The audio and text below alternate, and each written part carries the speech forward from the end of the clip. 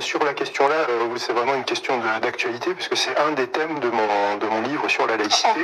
Moi, j'explique que je pense que la laïcité n'est pas une bonne chose, et que c'est une imposture. Et j'explique pourquoi, et je pense que, en fait, essayer de contenir le religieux dans l'espace public, c'est le projet républicain. Je pense que là, il trouve ses limites, et en fait, on va essayer, je comprends la stratégie. Quand vous dites que la laïcité n'est pas une bonne chose, expliquez-vous.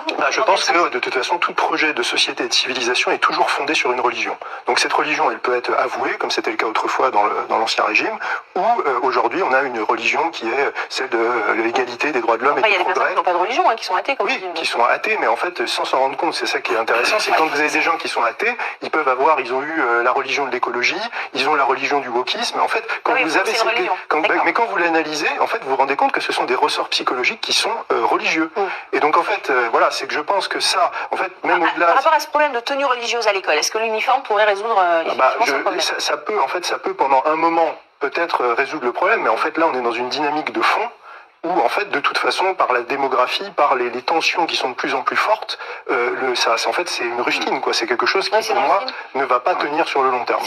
Sur la question des religions, effectivement, mais c'est devenu très compliqué en France, puisque si on remonte à la Révolution française et tout le processus qui a suivi, avec aussi la franc-maçonnerie, qui a abouti à la loi de 1905, c'est un peu une religion sans Dieu, finalement. Tous les grands textes, que ce soit les textes républicains ou les textes maçonniques, qui ont fondé la République française, c'est pour ça que j'en parle, font référence, sans le dire parfois, selon les obédiences, les obédiences, appelons ça comme ça, à Dieu ou pas, aux évangiles ou pas. Donc on a réussi à inventer une religion sans Dieu en disant tout ce qui est de l'ordre religieux, des convictions religieuses, des croyances et intimes, et tout ce qui est dans l'espace public n'est pas concerné. Sauf que si nos civilisations est attachée à une religion, aujourd'hui, je ne sais plus quel est le projet français, quelle est la France et à quelle religion elle serait attachée.